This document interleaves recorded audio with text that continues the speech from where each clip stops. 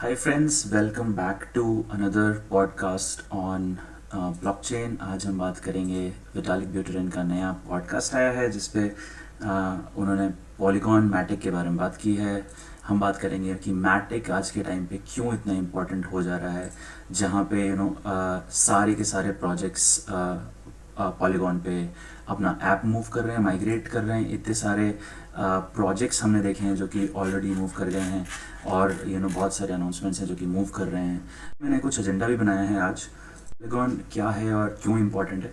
सबसे पहले why blockchain and why we want companies to be decentralized. मतलब कि ब्लॉकचेन क्यों इंपॉर्टेंट है। ब्लॉकचेन इसलिए इंपॉर्टेंट है क्योंकि डेटा की हिस्ट्री रहती है, हमें पता रहता है कि क्या डेटा कहाँ से कहाँ जा रहा है।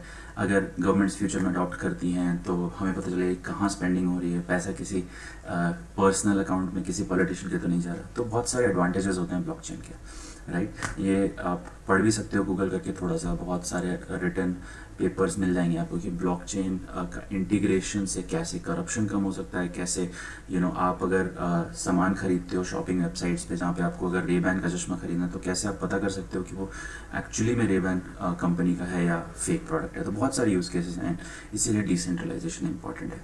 दूसरा इंपॉर्टेंट एस्पेक्ट जो हम बात करेंगे कि पॉलीगॉन आज के टाइम पे क्यों इतना इम्पॉर्टेंट हो गया, राइट।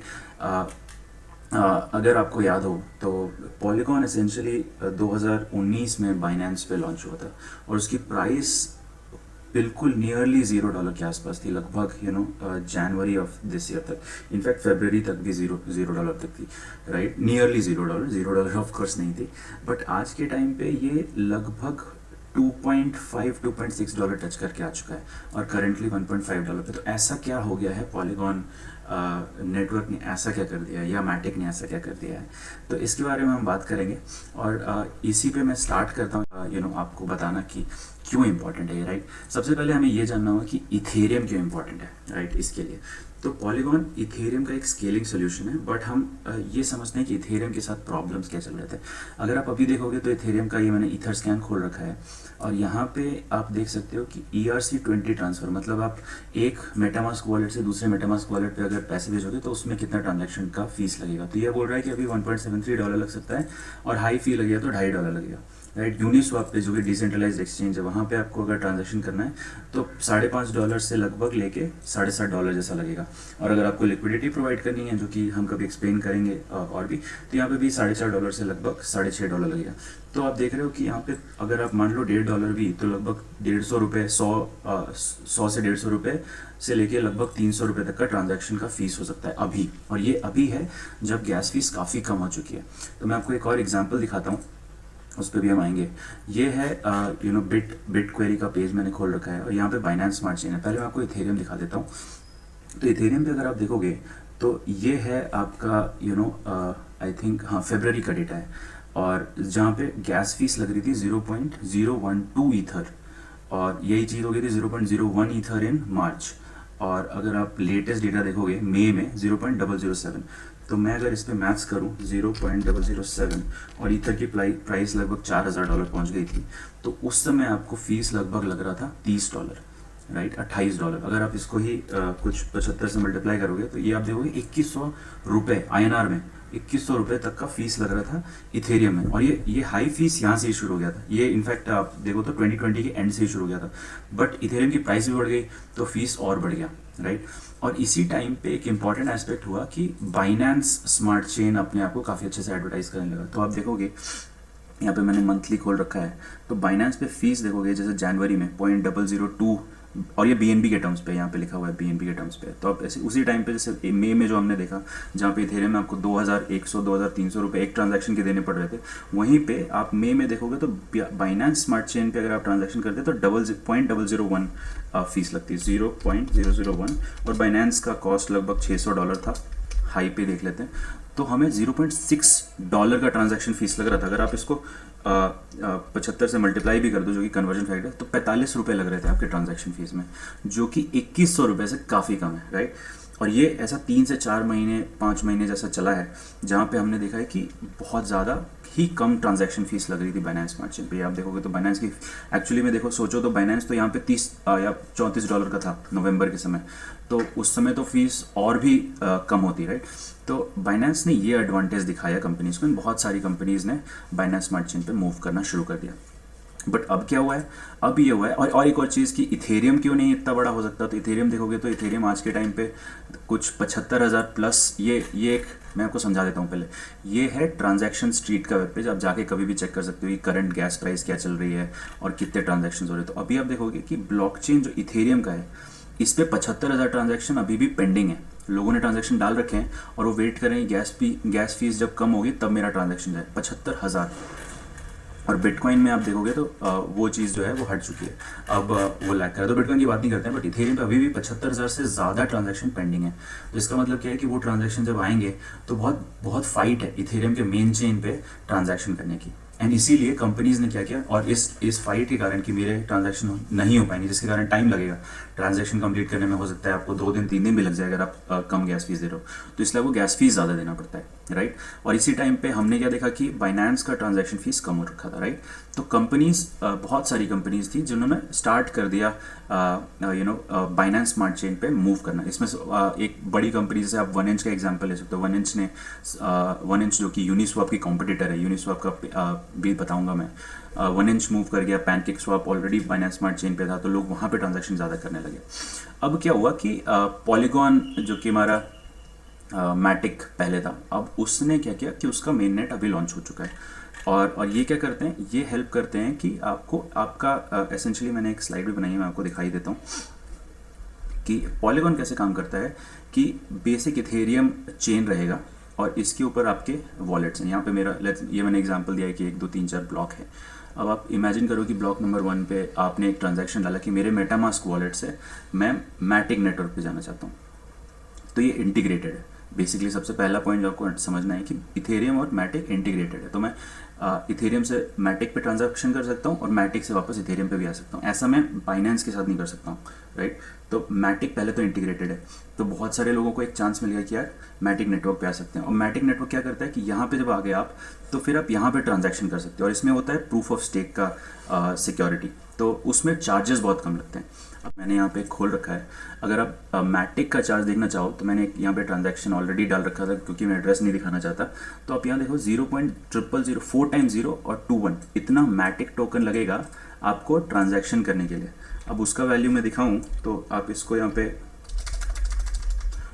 0021 और मैटिक की प्राइस कितनी है $1.5 और मैं 75 से मल्टीप्लाई भी कर दूँ तो INR में 1 पैसा भी नहीं लग रहा है। तो ये है खूबी मैटिक टोकन की। आज के टाइम पे मैटिक इसलिए ही बहुत ज़्यादा हाइप्ड है, राइट।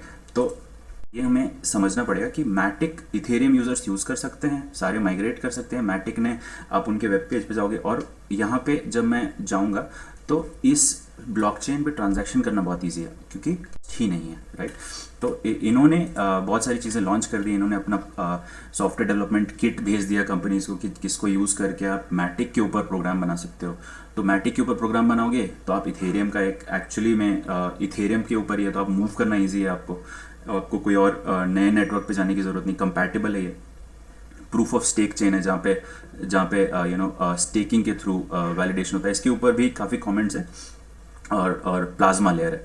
एनीवेज, तो और इनका ये भी प्लान है कि रोलअप्स शुरू करेंगे। रोलअप का मतलब ये होता है, रोलअप में क्या होता है कि आप इथेरियम मेन नेटवर्क, तो मैटिक में क्या होगा कि मैटिक में एक बार आप मैटिक नेटवर्क पे आ गए तो मैटिक की जो ब्लॉकचेन है दैट इज रिस्पॉन्सिबल, वो रिस्पॉन्सिबल है आपको सिक्योरिटी देने की।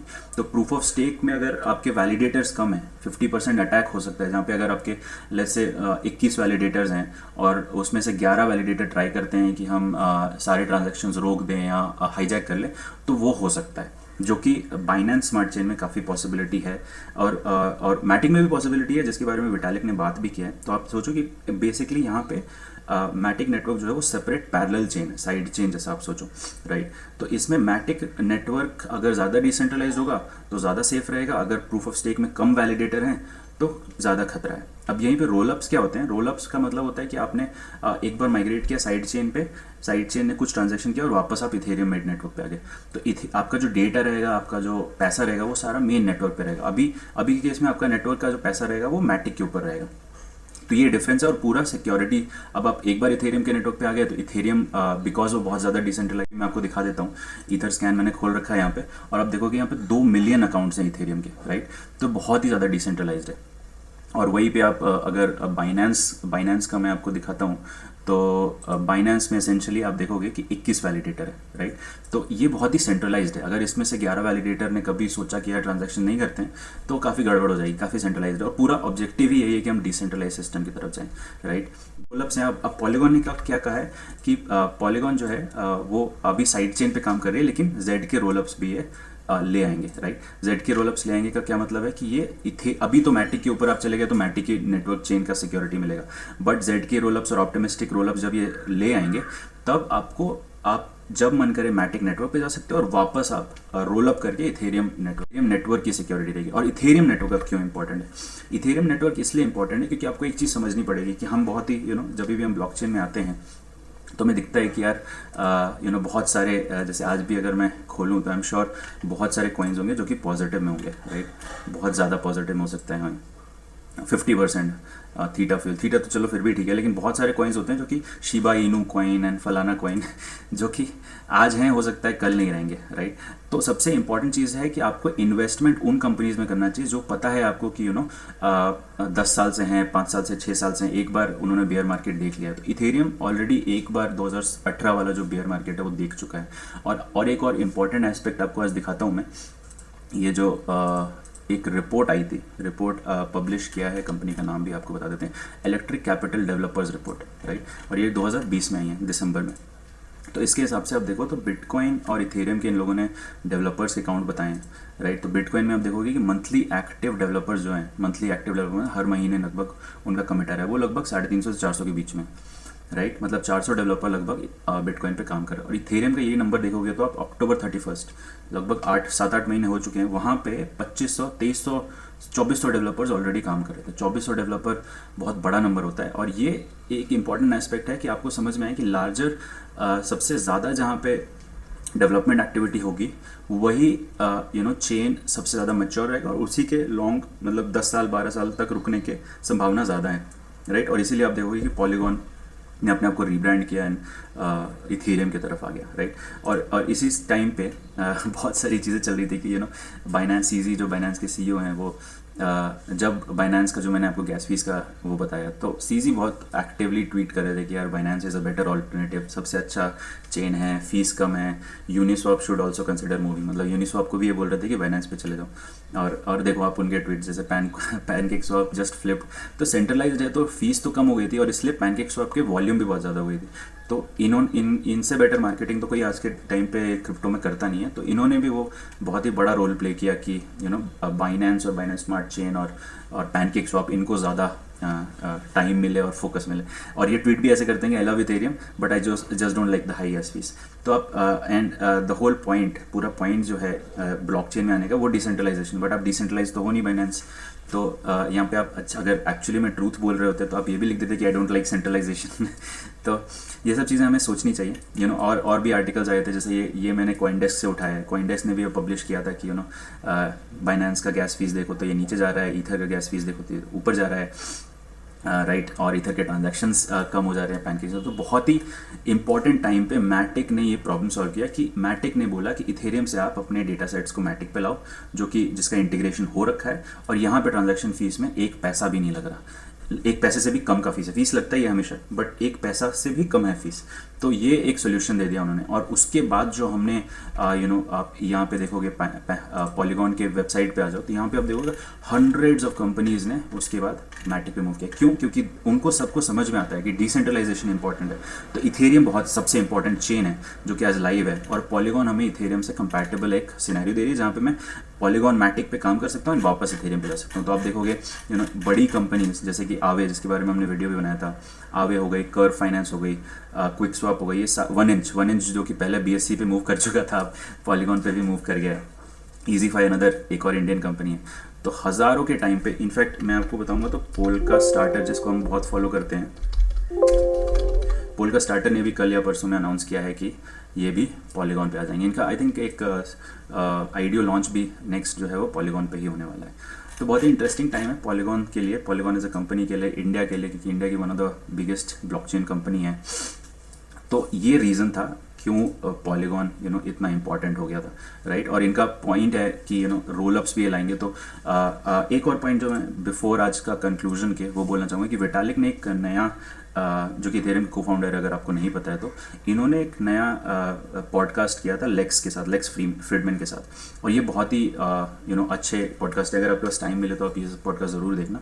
और इसने 1 मिनट 19 सेकेंड के अराउंड लगभग यहाँ से मैटिक के बारे में या पॉलीगॉन के बारे में बात की है। तो इन्होंने दो चीज़ें हाईलाइट की ये की हैं कि एक बार मैं अपने पीपीटी के पास वापस जाता हूँ। दो चीज़ें हाईलाइट ये की हैं कि जब पहला पॉइंट है कि जब आप मैटिक नेटवर्क पे चले जाते हो तो प्रूफ ऑफ स्टेक की सिक्योरिटी हो जाती है, राइट। और वो मैटिक नेटवर्क के ऊपर है, तो प्रूफ ऑफ स्टेक वाले वैलिडेटर अगर कम रहेंगे, लेट्स से 20 हैं या 21 हैं, तो 10 लोगों को 12 वैलिडेटर को इन्फ्लुएंस करना काफ़ी ईजी है, राइट। और वो अटैक से प्रोन है। तो उन्होंने ये सिक्योरिटी रीज़न हाईलाइट की, जो कि हमें भी समझना चाहिए कि अटैक तो कोई भी हो सकता है, राइट। पैनकेक के ऊपर भी डीडोस अटैक हुआ ही था, तो अटैक यहाँ पे भी हो सकता है। तो ये थोड़ा सा अभी सेफ नहीं है, तो उन्होंने कॉशन के टर्म से बताया था।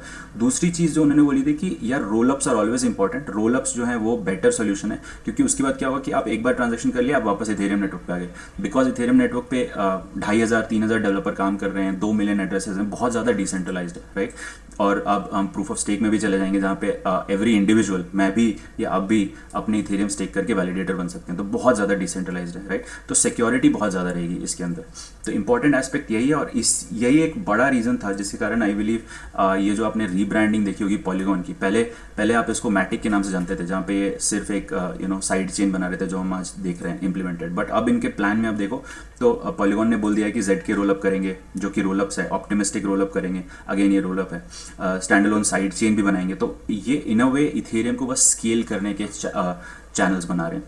तो आप वीडियो में भी पूरा देखोगे तो ये बोलेंगे कि मैटिक की टीम से इनकी बात भी हो रखी है एंड वो सब अलाइंड है। बट उन्होंने एक कॉशन बताया है कि यार बिकॉज ये साइड चेन है, तो you should always be careful अपने फंड्स को जब वहाँ पे मैनेज करते हो, राइट।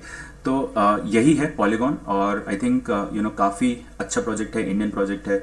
ऑल्दो काफ़ी फास्ट ऊपर बढ़ा है, $1.5 पे अभी भी है, हो सकता है थोड़ा नीचे है, बट मुझे लगता है कि एक बेयर मार्केट तो डेफिनेटली अगले 4 साल 5 साल तो ये डेफिनेटली स्टैंड करेगा, क्योंकि इनके प्लान्स और इनकी टीम बहुत अच्छी है, और इन्होंने काफ़ी अच्छे से अलाइंड है इथेरियम फाउंडेशन के साथ, उनके साथ काम करते हैं, उनके लिए काम कर रहे हैं। और एक जब आप फेब और मार्च के न्यूज़ देखोगे, जब सारे लोग BSC चेन की तरफ जा रहे थे, इन्होंने ये बड़ा स्टैंड लिया था कि दे विल डेवलप एक तो साइड चेन बना दिया था already, and they will develop Z के रोलअप, ऑप्टिमिस्टिक रोलअप। एंड ये इसीलिए इन्होंने रीब्रांडिंग भी की थी कि मैटिक से हम ये पॉलीगॉन बनेंगे, जहाँ पे मल्टीपल सॉल्यूशंस हम बनाएंगे जिससे इथेरियम स्केल करना ईजी हो। और Ethereum is the most decentralized blockchain, right.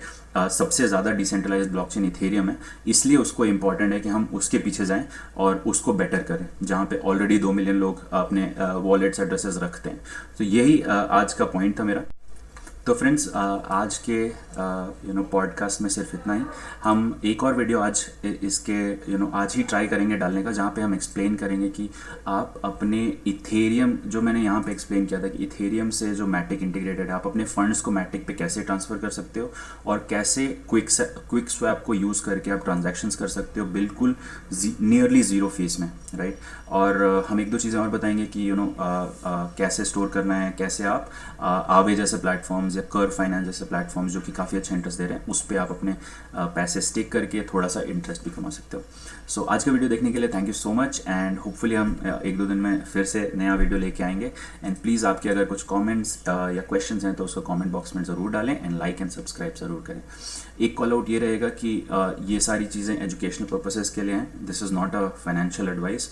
Crypto currency market आपको कल भी बताया था मैंने कि 80% 90% तो इनमें फ्लक्चुएशंस आम है, राइट। तो आप जो भी इन्वेस्ट करते हो, मेक श्योर कि वो इतना ज़्यादा नहीं है जिसके कारण आप अच्छे से रात को सो नहीं पाते हो। तो please make sure that this is not a financial advice. अपने पोर्टफोलियो को अपने रिस्क के हिसाब से इन्वेस्ट करें, और ध्यान रखें कोविड भी चल रहा है। And thank you so much, have a great day.